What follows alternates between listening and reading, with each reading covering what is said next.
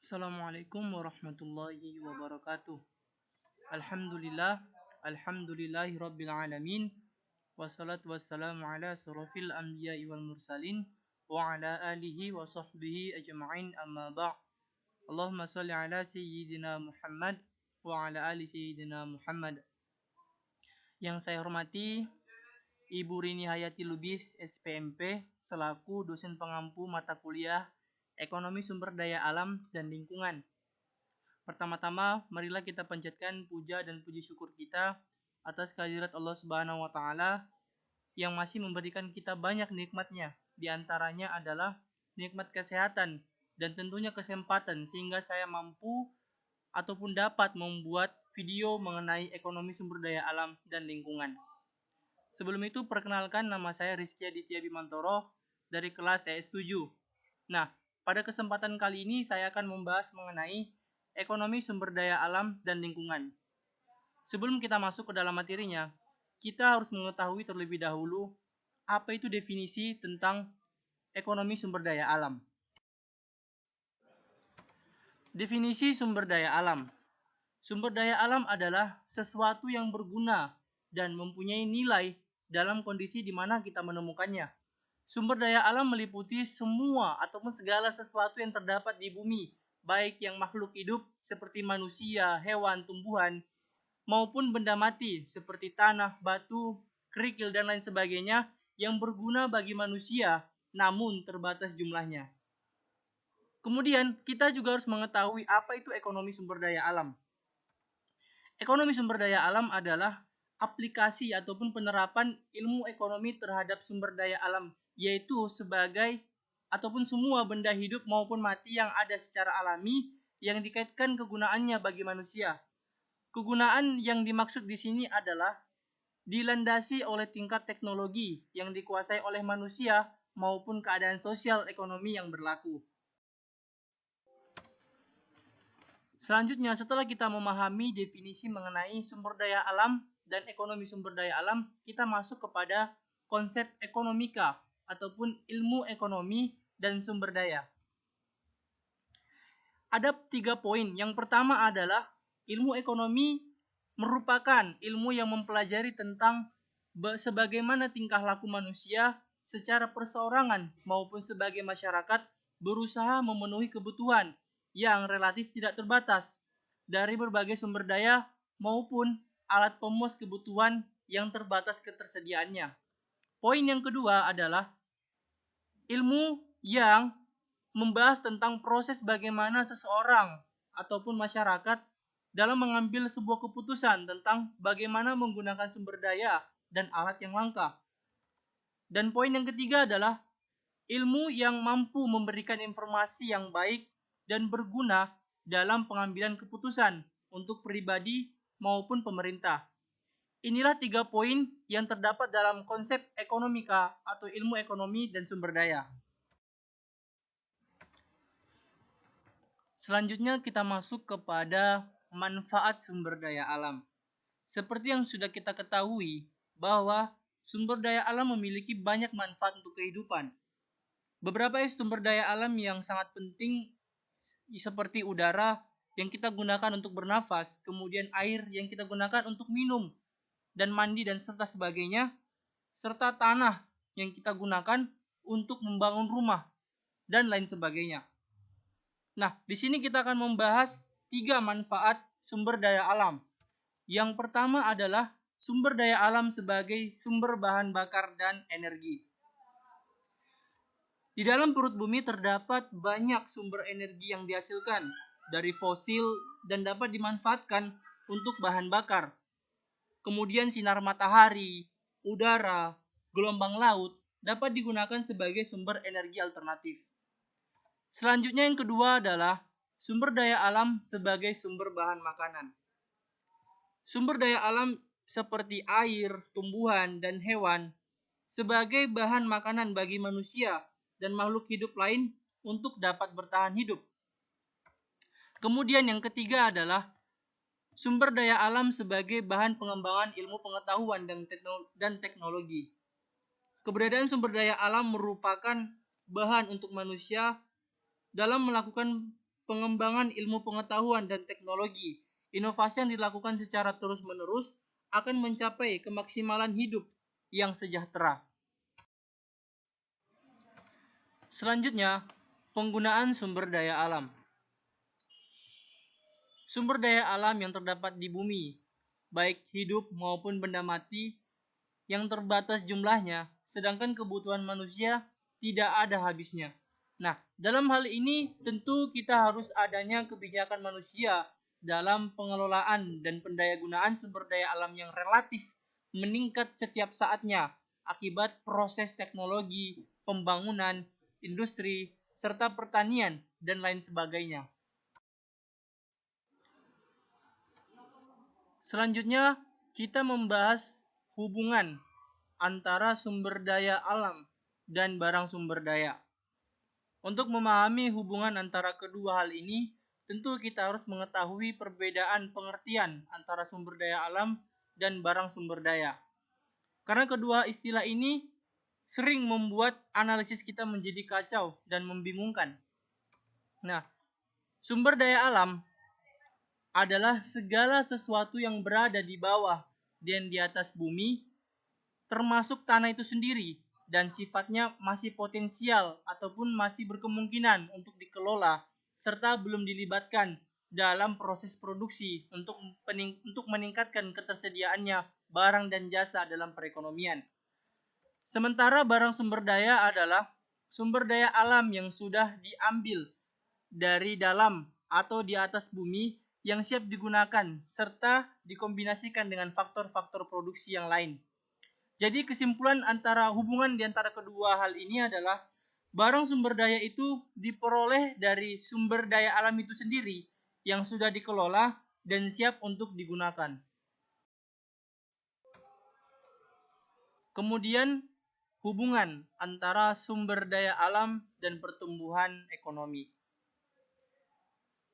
Semakin cepat pertumbuhan ekonomi, maka semakin banyak barang sumber daya yang diperlukan dalam proses produksi yang dapat mengurangi ketersediaan sumber daya alam yang berada di dalam bumi. Karena barang sumber daya itu harus diambil dari tempat persediaan sumber daya alam. Maka, dengan pesatnya pembangunan ekonomi di negara berkembang karena merasa tertinggal dengan negara yang lain, seperti Indonesia contohnya, dengan memanfaatkan sumber daya yang ada akan mengurangi kemiskinan dan kesulitan perekonomian. Namun tidak hanya hal positif yang diperoleh dari hubungan antara sumber daya alam dan pertumbuhan ekonomi, ada juga dampak negatifnya. Seperti semakin pesatnya pembangunan ekonomi, semakin cepat dengan dibarengi adanya pabrik yang baru, tentu akan tercipta pula pencemaran lingkungan yang semakin membahayakan kehidupan manusia. Baik, selanjutnya setelah kita memahami definisi dari sumber daya alam ataupun ekonomi sumber daya alam, kita masuk kepada definisi lingkungan dan ekonomi lingkungan. Apa sih itu lingkungan dan apa pula ekonomi lingkungan? Mari kita bahas. Lingkungan dapat diartikan sebagai kombinasi fisik dan kelembagaan. Kondisi fisik mencakup keadaan sumber daya alam seperti tanah, air, energi surya, mineral, serta flora dan fauna yang tumbuh di atas tanah maupun di dalam lautan. Sedangkan kelembagaan dari lingkungan adalah ciptaan manusia, seperti bagaimana menggunakan lingkungan fisik itu. Meliputi pula apa yang dianggap orang sebagai sesuatu yang bernilai tinggi dalam menggunakan sumber daya alam, misalnya organisasinya, prosedurnya, serta peraturan dalam penggunaan sumber daya alam untuk mengkombinasikan antara barang dan jasa yang dibutuhkan manusia. Kemudian, ekonomi lingkungan. Ekonomi lingkungan merupakan cabang ilmu pengetahuan yang membahas mengenai dampak yang tidak diinginkan atau tidak diketahui dari adanya suatu pilihan tentang penggunaan sumber daya alam. Pilihan untuk mengambil keputusan tersebut misalnya antara keperluan yang tidak ada habisnya untuk menyediakan kebutuhan pangan dan keperluan untuk memelihara, melestarikan, dan menciptakan suatu kualitas kehidupan tertentu. Selanjutnya adalah fungsi ekosistem atau lingkungan.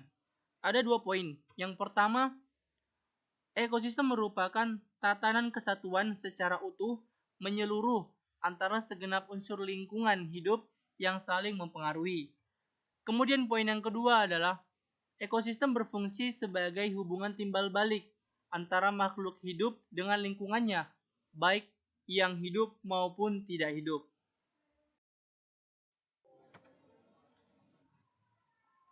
Kemudian jenis-jenis ekosistem atau lingkungan. Ekosistem atau lingkungan terbagi menjadi dua. Yang pertama adalah ekosistem darat dan yang kedua adalah ekosistem air. Di mana ekosistem darat merupakan ekosistem yang sebagian besar isinya berupa daratan. Sementara ekosistem air adalah ekosistem yang sebagian besar terdiri dari air atau perairan. Pada jenis ekosistem darat, ada beberapa ekosistem yang perlu dijaga, misalnya seperti tanah, sungai, danau, hutan, laut, serta lahan sawah. Yang pertama adalah tanah. Tanah merupakan sumber daya yang sangat penting untuk kelangsungan hidup manusia. Tanah selain sebagai aspek tanah atau soil, tanah dapat dilihat sebagai lahan atau space, tempat orang tinggal. Lahan memproduksi hasil-hasil pertanian dan penghasil bahan mentah lainnya. Oleh sebab itu, tanah mempunyai fungsi yang sangat banyak, di antaranya sebagai faktor produksi untuk menghasilkan bahan mentah dan energi. Selanjutnya, sebagai barang konsumsi terhadap tanah dapat mempunyai hak kepemilikan yang eksklusif dan bisa dialih tangankan, yang semuanya berkonotasi hukum. Ada beberapa juga permasalahan yang berkaitan dengan tanah, seperti masalah tata guna tanah. Terjadinya alih fungsi lahan pertanian ke pembangunan non-pertanian. Selanjutnya, masalah perpajakan. Nilai tanah dapat sebagai basis dana melalui sistem dan mekanisme perpajakan. Kemudian, masalah kelestarian sumber daya tanah. Manusia sering memiliki kecenderungan untuk memanfaatkan tanah secara berlebihan dan tidak terkendali, terutama terjadi di daerah atau kelompok masyarakat marginal. Selanjutnya, masalah kepemilikan dan penguasaan tanah. Pemilikan dan penguasaan lahan merupakan interaksi antara manusia dengan lahan yang dimilikinya atau yang dikuasainya. Yang kedua adalah sungai. Sungai adalah aliran air permukaan yang berbentuk memanjang dan mengalir serta terus-menerus dari hulu ke hilir. Arah aliran sungai sesuai dengan sifat air, dari tempat tinggi ke tempat yang lebih rendah. Selain itu, sungai juga merupakan sumber daya alam yang penting bagi kehidupan manusia. Sungai juga dapat digunakan untuk berbagai keperluan hidup masyarakat yang tinggal di sekitar lingkungan sungai tersebut. Misalnya untuk mengairi sawah, sumber air minum, dan untuk berbagai keperluan lainnya. Yang ketiga adalah danau. Danau merupakan perairan yang dikelilingi oleh daratan dan terletak di daerah cekungan. Namun perlu kita ketahui bahwa tak semua danau itu sama. Ada yang terbentuk karena gempa, ada yang terbentuk karena pengikisan atau erosi, dan ada pula yang dibangun oleh masyarakat itu sendiri. Berikut adalah jenis-jenis danau berdasarkan proses terbentuknya. Yang pertama adalah danau tektonik. Danau tektonik adalah danau yang terbentuk karena adanya proses perubahan bentuk kulit bumi. Yang kedua, danau vulkanik. Danau vulkanik atau danau kawah adalah danau yang terbentuk dari hasil aktivitas gunung berapi. Ketika gunung api meletus, batuan akan menutup bagian kepudan atau kawah akan terlempar dan meninggalkan bekas lubang. Inilah yang menyebabkan terjadinya danau. Selanjutnya yang ketiga adalah danau tektovulkanik. Danau ini terbentuk karena gabungan proses tektonik dan vulkanik. Ketika gunung api meletus, sebagian tanah dan batuan yang menutupi gunung akan longsor. Longsoran itu yang membentuk danau ataupun cekungan. Yang keempat adalah danau kars atau dolina.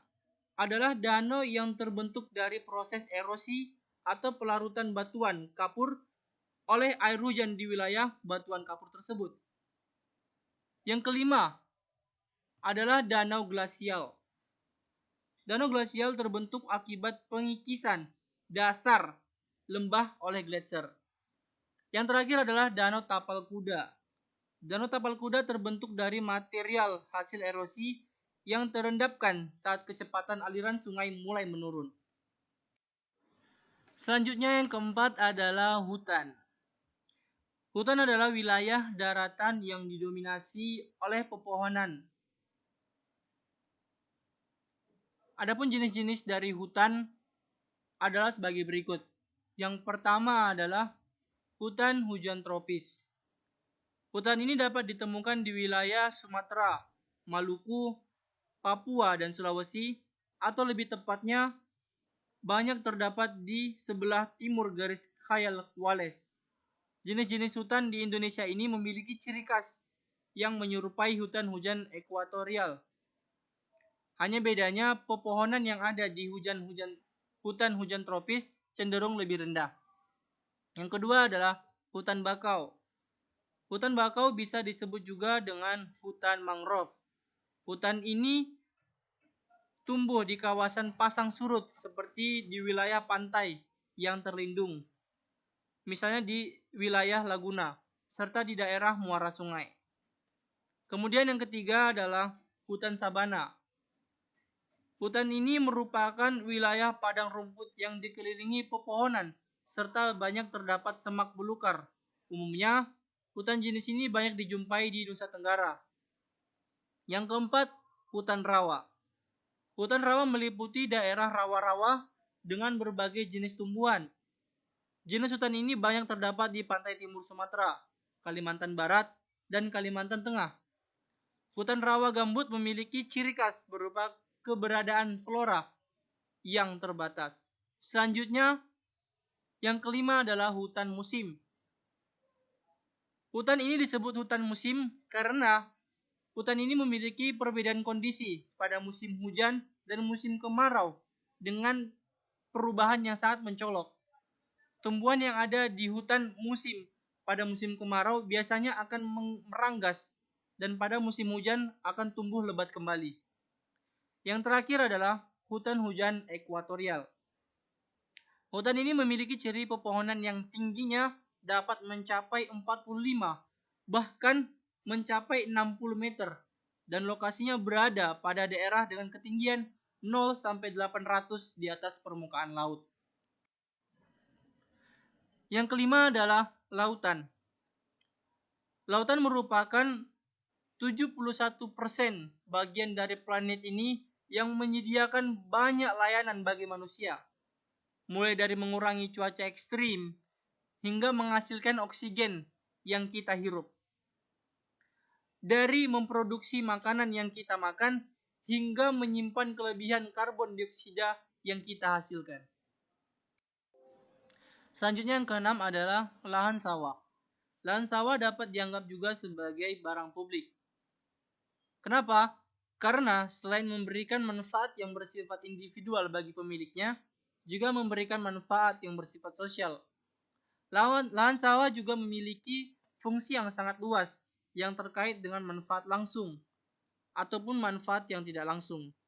Adapun manfaat langsung berhubungan dengan perihal penyediaan pangan, penyediaan kesempatan kerja, penyediaan sumber pendapatan bagi masyarakat dan daerah, serta sarana penumbuhan rasa kebersamaan gotong royong antar masyarakat.